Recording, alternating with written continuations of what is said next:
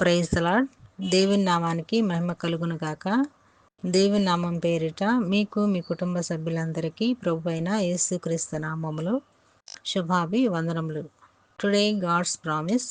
ఈరోజు దేవుని వాగ్దానము, నీ ఆలోచన చేత నన్ను నడిపించదవు. కీర్తనల గ్రంథము 73 అధ్యాయము 24 వచనం. You guide me with your counsel. Psalms 73 chapter 24 versus.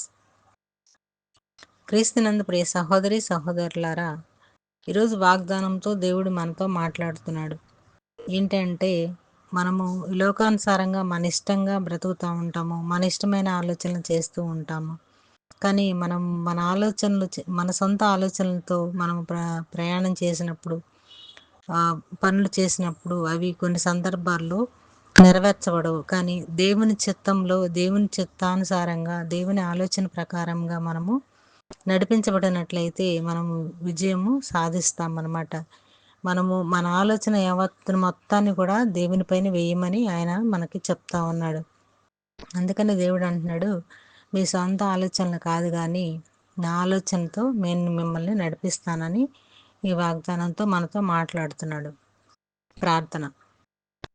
ప్రేమ కలిగిన మా ప్రియ పరలోకపు తండ్రి, కనికర పూర్ణుడా, సమాధానకర్త, ఆలోచనకర్త, నీకు వందనాలు, స్తోత్రాలు. ఈరోజు వాగ్దానంతో మాతో మాట్లాడినందుకు మీకు ఎన్నో వందనాలు, స్తుతులు, స్తోత్రాలు చెల్లిస్తున్నాం. నీ ఆలోచన చేత మమ్మల్ని నడిపించమని.